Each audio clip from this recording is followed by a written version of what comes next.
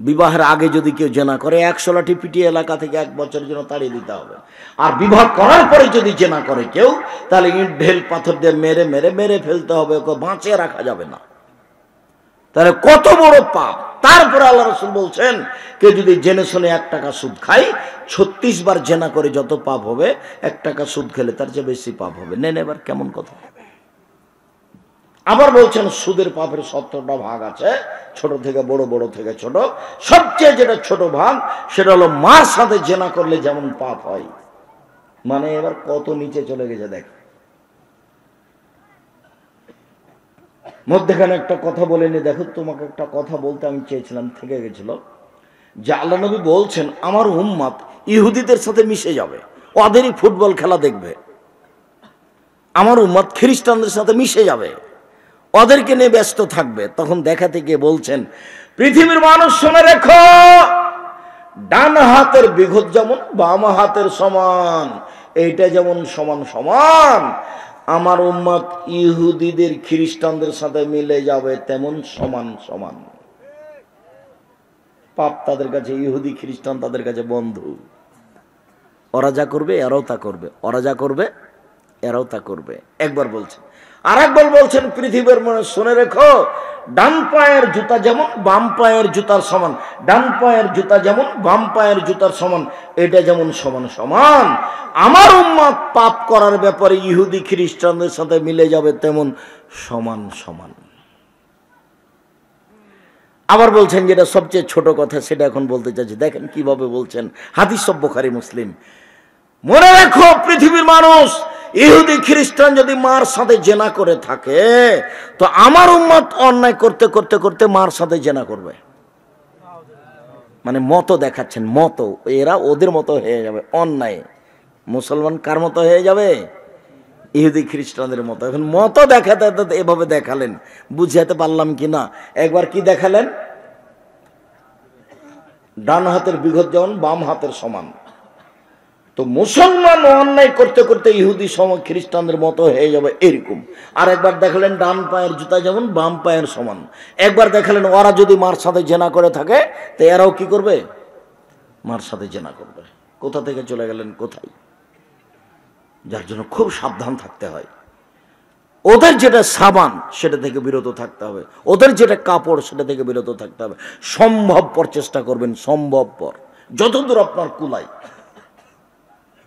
ব্রাজিলের পতাকা তো বহুদূর কথা। বোকা ছেলে, তোমার বুদ্ধি আছে কিছু, পেশাব পায়খানা খাওয়ার মতো তোমার মতো গতি চলে গেল। তুমি ওদের সাথে কেন, তুমি কেন ফেস্টন লাগিয়ে দিয়ে সারা রাত দেখছো আর হাত তালি দিচ্ছ? তোমাদের মধ্যে কেউ নাই, এটা আমার মনে বলছে। কেউ নাই মানে আব্দুর রাজ্জাক সাহেব, কত আছি আমরা হিসাব নাই। আজকে খেলা নাই সেজন্য এখানে আছি। বিক্রি হয় না, বুঝেছ? ঘৃণা দেখো, বিক্রি হয় না, বাঁচা যাবে। আমি আমার নিজের কথা বলছি, তুমি দেখো, আমার জীবনে কোনোদিন আমি চায়ের স্টলে বসিনি। আমাদের জামিয়া সালাফের ভিতরে চায়ের দোকান আছে। তো জামিয়া সালাফের ভিতরে যে চায়ের দোকান আছে, ওই লোকটা যদি বলতে পারে যে আব্দুর রাজ্জাক সাহেব আমার চায়ের স্টলে একদিন 1 মিনিট বসে, যদি আমি বক্তব্য দেব না। আমি যখন ওই দিক দিয়ে হাঁটি তখন আমি বলি, এই ছেলে শোনো, কি দিয়ে চা বানাও? মানুষকে ফাঁকি দাও নাকি? ছেলেদের কি ফাঁকি দাও? ওখানে দুটো ধমক দিয়ে দুটো কথা বলে আমি ওখান থেকে চলে যাই। ও বলে যে একটু চা খেয়ে যান, একটু চা খেয়ে যান। ওই জন্য হয়েছে এই পর্যন্ত, তুমি ভালো হও। যদি দেখি যে মানুষে যদি বদনাম করে তাহলে তোমাকে চলে যেতে হবে। খুব সাবধান। সম্মানিত দিনী ভাই বোন, বলছিলাম রাসূল সাল্লাল্লাহু আলাইহি ওয়াসাল্লাম সুদের পাপের ব্যাপারে এইভাবে বললেন। এবার সুদের পাপের একটা হাদিস দেখাবো আপনাকে, যেখানে বলা হবে যে সুদ খাবে তাকে রক্তের নদীতে ফেলে দেওয়া হবে। নদীতে শুধু রক্ত ফেলে দিয়ে তাকে 5 থেকে পাথর মেরে তার মুখটাকে ভেঙে চৌচির করা হবে রক্তের নদীর মধ্যে। যতদিন পর্যন্ত জাহান্নামে না গেছে ততদিন পর্যন্ত এভাবে বিচার হতে থাকবে। আপনি দেখেন, সেটা আমি দেখাচ্ছি, আমার দিকে একখালি চেয়ে থাকবেন। জাবির রাদিয়াল্লাহু তাআলা আনহু বলেন, রাসূলুল্লাহ সাল্লাল্লাহু আলাইহি ওয়াসাল্লাম ফাকবালা আলাইনা বিওয়াজহিহি। একদা আল্লাহ রাসূল ফজরের সালাত আদায় করে আমাদের মুখামুখি বসলেন। মুখামুখি বসে বলছেন যে হাল রাহাদু মিনকুম আর রুয়া, গত রাতে তোমাদেরকে স্বপ্নে কিছু দেখেছে? ফাইন রাহাদুল কাসাহা, যদি আমাদের কেউ কিছু দেখতো তাহলে বলে দিতেন। এটা অবশ্য আল্লাহ রাসূলের নীতি ছিল। ও তুমি এই স্বপ্ন দেখেছো, এই স্বপ্নের তাবির হলো এই, এই স্বপ্নের তাবির হলো এই, এভাবে তিনি বলতেন। ফাসালানা ইয়ামান, একদা ফজরের টাইমে আমাদেরকে জিজ্ঞাসা করলেন, হালরা আহাদুম মিনকুম আল-লাইলাতা রুয়া, সঙ্গী সাথী তোমরা গত রাত্রে স্বপ্নে কিছু দেখেছো? কুলনা লা, আমরা বললাম জি না, আমরা কোনো কিছু স্বপ্নে দেখিনি। তখন আল্লাহ রাসূল বলছেন, শোনো শোনো, ইন্নী রাআইতু আল-লাইলাতা রাজুলাইন, আমি গত রাতে দুইটা লোককে স্বপ্নে দেখলাম। পাতায়নি, ওরা দুইজন আমার কাছে আসলো, ফাখাযা বিয়াদাইয়া, আর তারা আমার দুই হাত ধরলো, ফাখরাজানি ইলা আরদিন মুকাদ্দাসাতিন, ওরা আমাকে এইভাবে দুই হাত ধরে বাইতুল মুকাদ্দাসের দিকে টেনে নিয়ে চলে যাচ্ছে, টেনে নিয়ে যাচ্ছে দুই হাত ধরে। টেনে নিয়ে যেতে যেতে ফাআতাইনা আলা রাজুলিন, একটা লোকের কাছে চলে আসলাম, যে লোকটা বসে আছে। অরাজুলুন কায়েমুন, একটা লোক দাঁড়িয়ে আছে। অফি ইয়াদিহি কাল্লুবুন বিল হাদিদিন, যে লোকটা দাঁড়িয়ে আছে তার হাতে একটা লোহার বাঁকা লাঠি আছে, লাঠিটা লোহার বাঁকা হয়ে আছে। ফাইন কল অফিসেহি, এই বাঁকার লোহার লাঠিটা মুখের ডান দিক দিয়ে লাগিয়ে দিচ্ছে, চিরে ফেড়ে হাতে পিছন দিকে নিয়ে যাচ্ছে। ফেবল অফিসেহি লাগা, এইখান থেকে লাঠিটা বের করে আবার বাম দিকে লাগাচ্ছে, মুখের বাম দিকে লাগিয়ে চিরে ফেড়ে পিছন দিকে নিয়ে যাচ্ছে। পিছন দিকে যেতে না যেতেই দেখে ডান দিক ঠিক হয়ে গেছে, আবার লাঠিটি নিয়ে এসে ডান দিকে লাগাচ্ছে, চিরে পিছন দিকে নিয়ে যাচ্ছে। শুধু এরকম, শুধু এরকম। আমি বললাম, মাহাজা, এটা কি? কালা। তারা দুজন বললেন, ইনতালেক, চলতে থাকেন, কথা এখন নয়। ফান্তালাক না, চলতে থাকলাম, কিছু বলি নাই, চলতে থাকলাম। চলতে চলতে ফাতাইনা আলা রাজুলিন মুস্তাজিনাল কাফাহু, একটা লোকের কাছে চলে আসলাম, যে লোকটা চিত হয়ে শুয়ে আছে, মাটির সাথে লাগিয়ে চিত হয়ে শুয়ে আছে। ওরাজুল কায়েমুন, পাশে একটা লোক আছে। অফি ইয়াদিহি ফিরাতুন সারগা, তার হাতে একটা পাথর আছে। ফয়াজ দেখো বেরাস, পাথর দিয়ে তার মাথাকে একবারে চৌচির চূর্ণ বিচূর্ণ করে দিচ্ছে। ফয়জা যারা বাহু তাদাদাহাল হাজারো ফান্দালাকা ইলাইহি লিয়াকো যাও, যখন মারছে মাথার উপরে মাথাটা একবারে ভেঙে চৌচির হয়ে যাচ্ছে, পাথরটা ছিটকে দূরে চলে যাচ্ছে।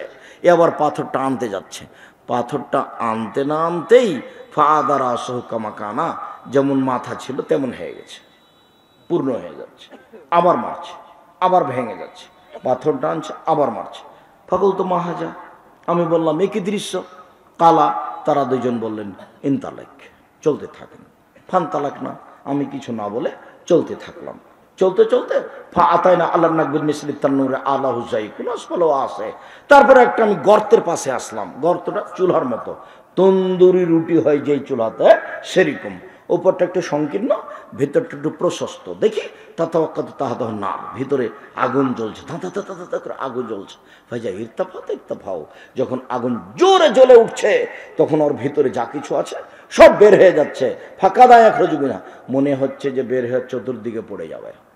ভাইজা খামেদাত রাজাও ফিয়া, যখন আগুনটা একটু নিচু হয়ে যাচ্ছে সব ভিতরে চলে যাচ্ছে। ফিয়ার জ্বালনের জন্য ওরাতন দেখি পুরুষ নারী উলঙ্গ হয়ে আছে, জমা ধরে আছে। এইভাবে কাপড় পরনে নাই, স্বামী স্ত্রীর মতো হয়ে উলঙ্গ হয়ে জমা ধরে আছে। দাদা করে উপরে চলে যাচ্ছে একসাথে, আবার নিচে নেমে আসছে, আবার চলে যাচ্ছে। দৃশ্য খুব ভয়াবহ।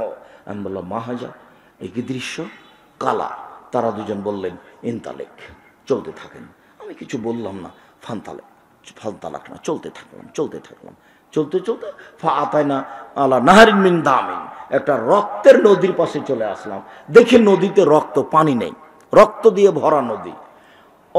অফিসাত্তি নাহারে রাজুলুন, দেখি নদীর পাশে একটা লোক আছে, তার হাতে একটা পাথর আছে। ওয়ালা ওয়াস্তিন নাহারে রাজুলুন, আর দেখি নদীর মাঝামাঝিতে একটা লোক আছে। ফাকবালা রাজুলো, যখন লোকটা ইচ্ছে করছে যে নদী থেকে উঠে যাবে, পাশে আসছে, নদী থেকে উঠে যাবে, রক্তের নদী থেকে, ফারামারা আসাও ফিফিহে, এ একবারে মারছে পাথরটা তার মুখের ওপরে। ফারাদ্দা হাইসো কানা, পাথর মুখে লেগে একবার আবার ছিটকে পানির মাঝামাঝিতে, রক্তের মাঝামাঝিতে চলে যাচ্ছে, নদীর মাঝামাঝিতে। দৃশ্য আমার কাছে খুব ভয়াবহ মনে হলো, যে কিরে, লোকটা রক্তের নদীতে পড়ে আছে, আবার উঠার চেষ্টা করছে। তখন পাশে আসলে তার মুখের উপরে পাথর মেরে তাকে আবার মাঝামাঝিতে করে দিচ্ছে। মাহাজা, একই দৃশ্য। কালা, তারা দুজন বললেন, ইনতালেক, চলতে থাকেন। ফান্তালেক না, কিছু না বলে চলতে থাকলাম। চলতে চলতে আতাইনাল রাজাতিন খাজরা, চলে আসলাম একটা বড় বাগান, অনেক বড় বাগান, সবুজ গাছপালা, অফিহা সাজারাতুন আজিমা। দেখি একটা তাতে বিশাল গাছ, খুব মোটা বড় গাছ। অফিস লাজার শাইখুন, গাছের পাশে একটা বৃদ্ধ মানুষ আছেন। ও মোহাম্মদ আলুদ্দিন আছে, দেখি তার সামনে কতগুলো ছোট ছোট বাচ্চা আছে। ওরা জুলুন কারিবুল মিনা সাজারা, গাছ থেকে একটু দূরে একটা লোক আছে। অমামাহু নারুন, তার সামনে আগুন আছে। ফাইকুদুন নারা, তার হাতে একটা লোহার লাঠি আছে, লোহার লাঠি দিয়ে আগুনকে উত্তেজিত করছে। এরপরে তারা দুইজন আমাকে ওই গাছের উপর দিকে নিয়ে চলে গেল। ফাদকালীন দারুন, দেখি গাছের উপরে ঘর, সে ঘরে ঢুকিয়ে দিল আমাকে। এত সুন্দর ঘর, মারায় তাহাসানাকাত, আমি এত সুন্দর ঘর জীবনে কোনোদিন দেখিনি। দেখি তার ভিতরে যুবক আছে, যুবতী আছে, মহিলা আছে, পুরুষ আছে, সব ধরনের মানুষ আছে। ফাখরা জানি মিনহা, এরা দুইজন আমাকে সে ঘর থেকে বের করে নিল। ফাসায় দাবিয়া সাজারা, আর উপর দিকে নিয়ে চলে গেল। সে কত বড় গাছ, সে উপরে আর একটা দেখি ঘর, সে ঘরে আমাকে ঢুকিয়ে দিল। সেই ঘরটা আগের ঘরের চেয়ে উত্তম, অতীব সুন্দর, অতীব উত্তম, তার হিসাব নিকাশ করা যায় না। দেখি তাতে যুবক আর বৃদ্ধ, তাতে দেখি যুবক আর বৃদ্ধ, সবকিছু দেখার পরে আমি বললাম, ফাকবিরিন আম্মা রায়ত এনতাওয়াতবানি, আচ্ছা শোনো, আমাকে তো অনেক কিছু দেখালা, এগুলো একটু বলে দাও, এগুলো কি? কালা নাম। তারা দুজন বললো, হ্যাঁ হ্যাঁ ঠিক আছে ঠিক আছে, আপনাকে সব বলে দিচ্ছে এগুলো ঘটনা কি। এখন আপাতত দেখানো শেষ হলো, আপনাকে এখন সব বলে দিচ্ছে এগুলো কি। আমার রাজুল ঈশক সিদ্ধকহু, ওই যে লোকটা দেখেছিলেন যার মুখকে লোহার লাঠি দিয়ে চিরে ফেলা হচ্ছিল, ফারাজুলুন কাযাব, ও ছিল মিথ্যুক, মিথ্যা কথা বলতো। যারা সমাজে মিথ্যা কথা বলে তার এইভাবে মুখকে চিরে ফেলা হবে লোহার লাঠি দিয়ে, বিচারের দিন পর্যন্ত, বিচার হওয়া পর্যন্ত এটা শাস্তি হতেই থাকবে। এটা কবরের শাস্তি, কবরে বিভিন্ন শাস্তি, তার মধ্যে এইটা হবে মিথ্যুকদের। কতদিন পর্যন্ত? যতদিন বিচার না হয়েছে। বিচার হয়ে গেলে জাহান্নামও হতে পারে, জান্নাতও হতে পারে। এই শাস্তি যখন, তখন জাহান্নামে ধরে নিতে হবে। মিথ্যা কথা বলতে হবে না, কথায় কথায়, কথায় কথায় মিথ্যে, মানে সত্য ভুলেই গেছে, আর মুনাফিকি করে দিন কাটছে। খালি বক্তব্য বন্ধ করা কাজ, দেখে মনে হয় যে অতে তার নেকি হবে, এরকম মনে হয় আমার। এতই চেষ্টা করছে, জিদ দেয় তাই বক্তব্য বন্ধ করে, জিদ দেয়। সৌদি আরব জিদ দেয়, বক্তব্য বন্ধ করে সৌদি আরব অ্যাম্বুতে, বক্তব্য বন্ধ করে সৌদি আরব আপনার ইয়েতে, রিয়াদে। অবাক হতে হয়, কত যে প্রয়োজন। জীবনে আমি কোনোদিন কারো পিছনে লাগা প্রয়োজন মনে করিনি, আর আমি হিসাবই করি না। ও সারা পৃথিবী দখল করে নিলে আমার কোনো প্রয়োজন নাই। আমি পিছনে কোনোদিন দেখি না কে আছে, মাথায় নিয়ে আসি না কোনোদিন আমি। সম্মানিত দিনী ভাই বোন, মিথ্যা থেকে বেঁচে থাকতে হবে, এটা হলো অবস্থা মিথ্যুকের। তারপরে যে আপনি দেখলেন যার মাথাকে ভেঙে চৌচির করে দেওয়া হচ্ছে, একবারে ছাতু ছাতু হয়ে যাচ্ছে মাথা, উনি হচ্ছেন মাওলানা মানুষ, হুজুর।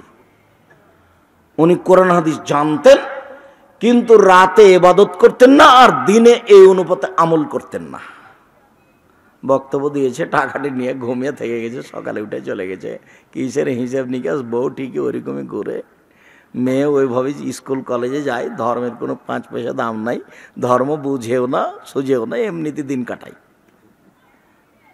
এই দেশে দিন প্রচার করা তো খুব কঠিন। এর নাম তো কোরআন মাজিদ, কিন্তু কি লেখা আছে? কোরআন শরীফ। তাহলে তো অনেক হিসাব নিকাশ করে বলতে হবে, শরীফ চলবে কিনা, মুখ দিয়ে তো উচ্চারণ করা যাবে না। তাহলে তো আমিও শরীফ মেনে নিলাম। তারপরে যে এই যে দিন রাত দেখাচ্ছি, কত অন্যায় দেখেন। আল্লাহর হস্তে এক পাতা, 32 বছর থেকে বলছি, যদি এটা নবীর দোয়া হয়ে যায় তাহলে সেদিন থেকে আমি বক্তব্য দিব না। বললে তো তাই সেভাবে একটা সাহস থাকতে হবে, হিসাব নিকাশ শরীয়ত মাপা জানা বোঝার ক্ষমতা থাকতে হবে। বক্তৃতার জগৎ একটা অবাক জগৎ, যেখানে কোনো বিদ্যা লাগে না, যার থোঁতের জোর সেই বক্তা। আর আমরা ওইরকমই কথা বলতে পারলে হলে গেলে বাপের বেটা আছে বলতে পারে, যার কারণে আপনাদের দেখে আমার খুব আফসোস হয়।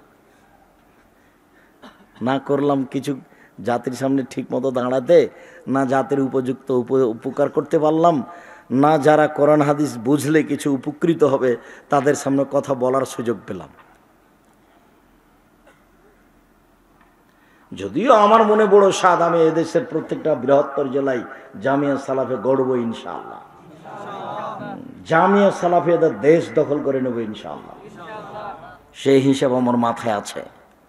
তখন এত ছোট চিন্তা করার আমার হিসাব নাই। জামিয়া সালাফে যেটা ডাঙ্গিপাড়ায়, সেই মসজিদটা হলো 90% জমির উপরে, যার একতলাতে 3000 মানুষ সালাত আদায় করতে পারে, যার 4 তলার কাজ চলছে। আর যেটা রূপগঞ্জ নারায়ণগঞ্জে সেটা 200 শতক জমির উপরে তৈরি হবে, 200 শতক, যার একতলাতে 10,000 মানুষ একসাথে সালাত আদায় করতে পারবে। জামিয়া সালাফে রূপগঞ্জ নারায়ণগঞ্জ 51 বিঘা জমির উপরে। কত বিঘা জমির উপরে? 51 বিঘা জমির উপরে। আর যেটা রাজশাহী সেটা 26 বিঘা জমির উপরে, যেটা দিনাজপুর বরিশাল সেটা 20 বিঘা জমির উপরে, দিনাজপুর শহরের পাশে। তো রাজশাহী হলো 22-23 আসেন, আর ওটা হলো 3রা ফেব্রুয়ারি দিনাজপুর আসেন, আর সেদিন 20 ডিসেম্বর চলেন বরিশাল, 7 বিঘা জমির উপরে, বরিশাল শহরের সাথে। কোন তারিখ ওটা? 20 ডিসেম্বর, ডিসেম্বরের 20 তারিখ। আর দিনাজপুর ফেব্রুয়ারি 3 তারিখ। আর রূপগঞ্জ নারায়ণগঞ্জ মার্চের 2-3। আর রাজশাহী 22-23 ডিসেম্বর। একটু কষ্ট করে যাবেন, একটু দেখার সাথ থাকা দরকার। আমি আপনার দিনই ভাই, আমি দিন রাত কষ্ট করে এটা করছি, আপনি একটু দেখতেও যাবেন না একদিন? দেখতে না গেলে কষ্ট হয়তো। সব প্রতিষ্ঠানে ভর্তির তারিখ একটাই, 1 জানুয়ারি। ডিসেম্বরে ফর্ম নিতে হবে, আর ভর্তির তারিখ হলো 1 জানুয়ারি। সব প্রতিষ্ঠানে একদিনে ভর্তির তারিখ। সব শিক্ষক শিক্ষিকাকে প্রশিক্ষণ দেওয়া হয় ডিসেম্বরে, কিভাবে অক্ষর লিখতে হবে, আরবি, বাংলা, ইংরেজি, সব প্রশিক্ষণ চলছে শিক্ষক শিক্ষিকাদের। সম্মানিত দিনী ভাই বোন, তারপর তারা দুজন বলছেন ঠিক আছে। এরপরে দেখলেন 2জন মানুষ ওই আগুনের ভিতরে উলঙ্গ অবস্থায় জমা ধরে আছে। দেখলেন ওরা হচ্ছে ব্যভিচারনী। 2জনে একসাথে জমা ধরে গেছে, আগুনে জ্বলছে, দাদা উপরে চলে যাচ্ছে, আবার আগুনটা কমে গেলে নিচের দিকে চলে আসছে। অহমুজ্জনাত, তারা হলো ব্যভিচারনী। আল্লাহ তুমি রক্ষা করো। নাউজুবিল্লাহি মিন জালিক, নাউজুবিল্লাহি মিন জালিক। আস্তাগফিরুল্লাহ ওয়া আতুবু ইলাইহি, আস্তাগফিরুল্লাহাল্লাযী লা ইলাহা ইল্লা হুয়াল হাইয়ুল কাইয়্যুম ওয়া আতুবু ইলাইহি। আল্লাহ তুমি পুরুষ নারীকে জেনা থেকে রক্ষা করো, আল্লাহুম্মা আমিন। আল্লাহ তুমি মুসলিম পুরুষ নারীকে জেনা থেকে রক্ষা করো, আল্লাহুম্মা আমিন। সম্মানিত দিনী ভাই বোন, আরো বলছিলাম, ওই যে আপনি দেখলেন রক্তের নদীতে একটা লোককে ফেলে দেওয়া হয়েছে, যতবার উঠার চেষ্টা করছে পাশ থেকে মুখের উপরে পাথর মেরে রক্তের নদীতে করে দেওয়া হচ্ছে। ওহ আকিলুর রিবা, ও হলো সুদখোর। জেনে শুনে যত লেনদেন আছে কিস্তির সব কাটা দেন আজকে, যেগুলো নিরুপায় সেগুলো ভিন্ন। যত সুদের লেনদেন আছে, চাকরি বাকরি যা কিছু সব বাতিল, যত কিস্তি আছে সব বাতিল, সব বন্ধ করে দেন। দেখি রুজি কিভাবে হয়। হবে রুজি, কষ্ট হতে পারে, রুজি হবে, কষ্ট হতে পারে, কোনো পথ নেই, বাঁচার পথ নাই। এইটা হলো অবস্থা। আপনাকে আমি দেখালাম যেটা, সেটা হাদিস তো বুখারী মুসলিম, আপনি কি বিচার করবেন? তারপরে যে আপনি দেখলেন গাছের পাশে একজন বৃদ্ধ মানুষ, উনি হচ্ছেন ইব্রাহিম আলাইহিস সালাম। কতগুলো সামনে বাচ্চা দেখলেন, ওগুলো হিন্দু মুসলমানের বাচ্চারা, সবাই জান্নাতে যাবে। তারপরে দেখলেন যে পাশে একটা লোক, ওর হাতে লোহার লাঠি আছে, যে উত্তেজিত করছে আগুনকে, উনি হচ্ছেন জাহান্নামের মালিক। তারপরে যে আপনি প্রথম ঘরটাতে ঢুকলেন, ওটা হলো সাধারণ মানুষের জান্নাত। এই যে এখনই আপনাকে বের করলাম, এটা হলো শহীদদের ঘর। ওটা ছিল সাধারণ মানুষদের, মোমেন পুরুষ নারী, এটা হলো শহীদদের। আর আমি যে আপনার ডান হাত ধরে আছি, আমি হচ্ছি জিবরাইল, আর আপনার বাম হাত ধরে আছেন, ইনি হচ্ছেন মেকাইল। আপনি একটু মাথা উপর দিকে করবেন, করলাম। দেখলেন কিছু? ওই যে সুন্দর ঝকঝকে ঘর, জাকা মানজেলকা, এটা আপনার ঘর। যেমন বলেছে আমার ঘর, তখন আমি বললাম দান ইয়াদখুলু মানজিলি, তাহলে তোমরা আমাকে ছেড়ে দাও, আমি ঘরে ঢুকে যাই। যেহেতু তোমরা বলছে আমারই ঘর, তখন তারা তো বলছে না না না না না, বাকি এলাকা উমরুন, আপনার বয়স বাকি আছে, এখনো শেষ হয়নি।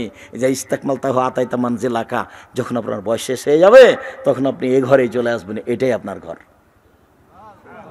জান্নাতের গেটে বড় অক্ষরে লেখা আছে সর্বপ্রথম যিনি জান্নাতে প্রবেশ করবেন তিনি হলেন মুহাম্মদ সাল্লাল্লাহু আলাইহি সাল্লাম। সম্মানিত দিনী ভাই বোন, আপনাকে আমি শিরক বেদাত থেকে মুক্ত থাকার অনুরোধ জানিয়ে, সুদ ঘুষ থেকে মুক্ত থাকার অনুরোধ জানিয়ে, 5 ওয়াক্ত সালাত আদায় করার অনুরোধ জানিয়ে, পরিবারের উপরে খুব শক্ত হওয়ার অনুরোধ জানিয়ে আপাতত আজকের মতো কথা শেষ করছি। আর সবাই বই পুস্তক নিয়ে যাবেন, কেউ খালি যাবেন না। মানে যদি টাকা না থাকে তাহলে আর একজনের কাছে 20-30টা টাকা একটা পত্রিকা নিয়ে যাবেন, পত্রিকা নিয়ে যাবেন, এটা জরুরি। আমার অনুরোধ, আপনাকে আমি ভালোবাসি। আর আমার দিনী বোন যারা, তাদের জন্য আছে আদর্শ নারী, আদর্শ পরিবার। আর মরণ একদিন আসবেই, আর আপনার মমর্ষ হতে কবর পর্যন্ত আপনারা নেন সবাই। আব্দুল্লাহ আপনাদের অনেক কাছের ছেলে, তার আছে মিন্নাতুল বারি, ব্যতিক্রম বুখারীর ব্যাখ্যা মিন্নাতুল বারি। আর দুয়ার বইটা নেন, নামাজের উপরে বইটা নেন, আদর্শ নারী, আদর্শ পরিবার, বক্তা শ্রোতার পরিচয়, আইনে রাসূল সাল্লাল্লাহু আলাইহি ওয়াসাল্লাম 2 অধ্যায়। আর তাফসিরটা আছে কিনা, তাওজিহুল কোরআন তাফসির, ব্যতিক্রম তাফসির, তাওজিহুল কোরআন। জি, আব্দুল্লাহর মিন্নাতুল বারি আছে, ব্যতিক্রম বুখারীর ব্যাখ্যা। আপনারা কেউ চলে যাবেন না, যদি টাকা না থাকে তাহলে একটা নিয়ে যাবেন, আলিতে সাম পত্রিকা নিয়ে যাবেন, 50টা প্রশ্নের উত্তর আছে।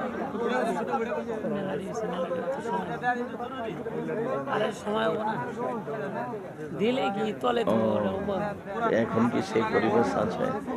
আচ্ছা, ওই কবরস্থানের জন্য ওনারা সাহায্য চাচ্ছেন, তো রাস্তায় ছেলেরা আছে মনে হয়, যাওয়ার সময় অবশ্যই 10 টাকা, 20 টাকা, 50 টাকা, 100 টাকা, 5 টাকা, কেউ ফ্রি খালি যাবেন না।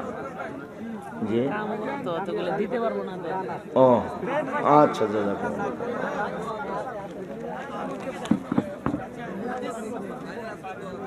ইব্রাহিম আলাইহিস সালামকে জাতির পিতা বলা যাবে কি? জি না, এই জাতির পিতা তো সবার পিতা।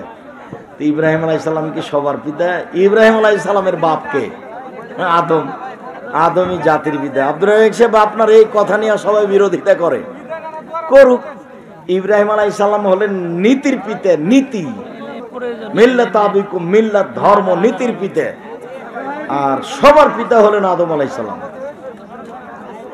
আয়াতুল কুরসি সূরা বাকারার আয়াত, অতএব তা পাঠ করতে বিসমিল্লাহির রহমানির রহিম পড়তে হবে। জি না, আয়াতুল কুরসি পড়ার সময় বিসমিল্লাহ নয়, শুধু আউযুবিল্লাহ। বিসমিল্লাহ তো সূরার প্রথমে, সূরার প্রথমে হলে বিসমিল্লাহ পড়তে হয়, শুধু আউযুবিল্লাহ পড়বেন। আর কেউ খালি যাবেন না। আমার একটা আন্তরিকভাবে জোরালো দাবি থাকছে, টাকা না থাকলে একটা পত্রিকা হাতে করে যাবেন 30 টাকা দিয়ে। পত্রিকার পিছনে কত সাধনা আছে তা আপনাকে আমি বোঝাতে অক্ষম। লক্ষ লক্ষ টাকা খরচ আছে পত্রিকার পিছনে। মানে এটা জাতীয় সম্পদ, আর বইগুলো হলো ব্যক্তিগত সম্পদ। পত্রিকা হলো জাতীয় সম্পদ। খালি শরীরে ওযু হবে কি? হবে। ও গোসলখানাতে পরনে কাপড়ই নেই, তখন ওযু হবে। গোসলের আগে ওযু করলে তা দিয়ে নামাজ হবে কি? হবে। শরীরের অঙ্গ প্রত্যঙ্গ ভালোভাবে ডলে গোসল করার পরেও ওযু থাকবে, নারী পুরুষ সবার। তো লজ্জা স্থানে হাত পড়লে ওযু ভেঙে যায়, যে ওটা হলো উত্তেজিত অবস্থায় হাত পড়লে ভেঙে যায়।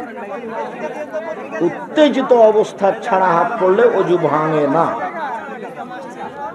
ওযু ছাড়া কোরআন ধরা যাবে কি? 100 বার যাবে। ওযু ছাড়া কোরআন ধরা যাবে, কোরআন পড়া যাবে, এটাই ঠিক। মহিলারা ঋতু অবস্থায়, হাইজ অবস্থায় কোরআন ধরে পড়বে। ইসলামের আইনে কাঁকড়া ও ব্যাং, ব্যাং হারাম, ব্যাং খাওয়া যাবে না। কাঁকড়া, কুচে মাছ, কচ্ছপ রুচি হলে খাবেন। কাঁকড়া, কুচে মাছ, কচ্ছপ রুচি হলে খাবেন। ব্যাং চিরদিনের জন্য হারাম। সফর থাকলে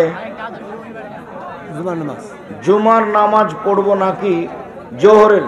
জামাত হলে জুমার পড়বেন, নাহলে জুমা ফরজ নয়। মুসাফিরের উপরে জুমা ফরজ নয়। 40 বা ফাতিহা বা খরচ মৃত্যুর আগে বা পরে, 40 বা নির্ধারিত দিনে মরা মানুষের নামে খাওয়ানো হারাম। 40 করে যে গোস্ত হয়েছে এটা কুকুরকে খাওয়াতে হবে, কুকুরকে। 40 করে যে গরু জবাই করে খাওয়ানো হয়েছে গোস্ত কাকে খাওয়াতে হবে? কুকুরকে। এবারে ড্রেনের ভাত ফেলে দিতে হবে, কুকুরে খাবে, হারাম খাদ্য। অন্য ধর্মের লোকদের হাতে বানানো দই মিষ্টি যাবে, রুচি হলে খাবেন। হিন্দুদের দই মিষ্টি বানানো, হিন্দুদের জবে হারাম, জবে বিসমিল্লাহ বলে না, এই জন্য ওকে আগে কালেমা পড়তে হবে, তারপরে কত দূর গেলে কসর, দূরত্ব নেই। যখন নিজে মুসাফির সেজেছে তখন বাড়ি থেকে বের হয়ে কসর। দূরত্বের নাম কসর নয়, মুসাফিরের নাম কসর। যখন সফরে বের হবে তখনই কসর। ছেলেরা কি হাতে আংটি ব্যবহার করতে পারে? জি পারে, কোনো সমস্যা নেই। স্বর্ণ চাঁদির পারে না, রূপা, লোহার, হীরা মুক্তা মানিক্যর পারবে, হ্যাঁ পারবে, খালি স্বর্ণ চাঁদি নিছে। ফরজ গোসল করার সঠিক পদ্ধতি: আগে অজু করতে হবে, সলাতের অজু, নামাজের অজুর মতো। তারপর বালতিতে পানি থাকলে 3 অঞ্জলি পানি নিয়ে মাথায় দিয়ে দিতে হবে, দিয়ে মাথাটা ধুয়ে নিয়ে গায়ে পানি ঢেলে দিতে হবে। আর না অজু করে ট্যাপটা ছেড়ে দিবে, বাস অজু করে ট্যাপটা ছেড়ে দিলেই হবে। আসসালামু আলাইকুম প্রিয় সাহেব, দয়া করে ফরজ গোসলের নিয়ম ভালো করে বুঝিয়ে দিবেন। দিলাম। আসসালামু আলাইকুম। আমাদের সমাজে বিয়েকে অনেক কঠিন করে ফেলেছে, এই জন্য অনেক ছেলে ও মেয়ে জেনার মতো খারাপ কাজে লিপ্ত হয়ে গেছে। আপনি একটু মা বাবার উদ্দেশ্যে কিছু বলবেন? ছেলে বড় হলে বিবাহ দিয়ে দিতে হবে। এরপরে ছেলে মেয়ে, বাপ যদি বিবাহ না দেয়, ছেলে মেয়ে যা পাপ করবে সব বাপের হবে। বড় হওয়ার সাথে সাথে 18, 20, 22, 24 হয়ে গেলে, 20, 22 হয়ে গেলে বিবাহ দিয়ে দিতে হবে। অযথা ছেলে মেয়েরকে পাপের দিকে ঠেলে দিয়ে নিজেকে পরহেজগার করার চেষ্টা করিয়ে না। আমার প্রশ্ন একটা, পণ্য সর্বোচ্চ কত টাকা লাভ করা যাবে? ডবল হোক, প্রতারণা হয় না যেন। কিনেছিলাম 10 টাকা, বিক্রি করলাম 20 টাকা, সেটাও জায়েজ, কিন্তু প্রতারণা হয় না যেন। কেন? মানে ওটা চলছে 15 টাকা, তুমি দিলা 20 টাকা, এটা হলো প্রতারণা, তুমি জানছো। কথার গতিতে কেউ দিয়েছে 15, তো আমি দিয়েছি 16, সেটা ভিন্ন কথা। কিন্তু জেনে শুনেই তুমি এত দাম বেশি করলে সেটা হলো প্রতারণা। তোমার ব্যবসাটা কয়দিন পরে এমনি হারিয়ে যাবে, দেখবে যে দোকানটাই নাই তোমার। 6 মাস বছর পরে তখন তুমি আর একজনের চায়ের স্টলে যে চা খাওয়া, বলে তোমার দোকানটা কি হয়েছে, তার বলো না, দোকানটা হারিয়ে গেছে।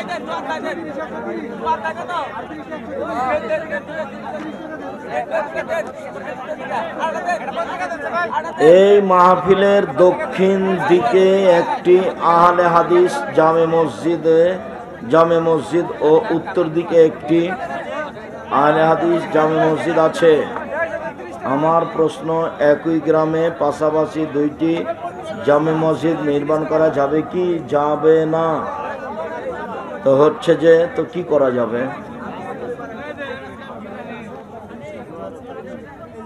একজন হাফেজ কিয়ামতের দিন তার আত্মীয় স্বজনের কারো জাহান্নাম অজীব হয়ে গেলে কি তাকে জান্নাতে নিয়ে যাবে? মিথ্যা কথা, হাফেজ সাহেব পারবে না।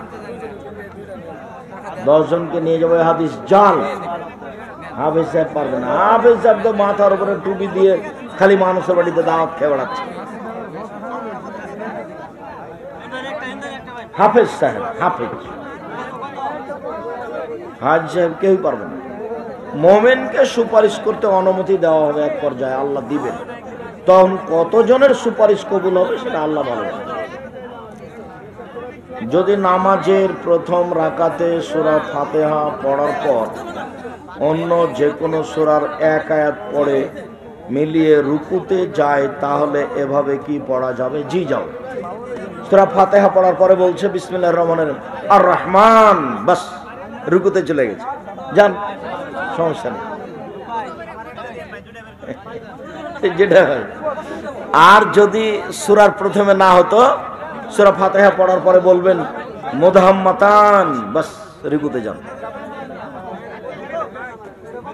সমস্যা নেই। শুকরিয়া, জাযাকুমুল্লাহ খায়ের। আসলে আব্দুর রাজ্জাক সাহেব এখানে বক্তব্য দিতে পারবেন না, তাকে দেওয়া হবে না, নানান ঝামেলার কারণে প্রচার করা হয়, সেটা আমি বুঝতে পারছি। তারপর আলহামদুলিল্লাহ আল্লাহর অশেষ দয়া, এসে কথা বললাম। আল্লাহ তুমি আমাদের পথ সহজ করো। আমি জেনে শুনে সজ্ঞানে কোনোদিন কারো ক্ষতি করার প্রয়োজন মনে করি না। এরকম মাথায় আমার কোনো হিসাব নিকাশ আসে না, সেটাই। আল্লাহ তুমি পথ সহজ করো। আমার দিনী ভাই বোন যারা আপনারা এসেছেন, আমি আপনাদের জন্য আন্তরিকভাবে দোয়া করি, আল্লাহ যেন আপনাদের আশাটাকে কবুল করেন। আপনাদের যারা মারা গেছে তাদের কবরের শাস্তি আল্লাহ তুমি মাফ করো। না, ভর্তি ফরম অনলাইনে আল জামিয়া সালাফিয়া লিখে সার্চ দিলেই চলে আসে, অনলাইনে সব।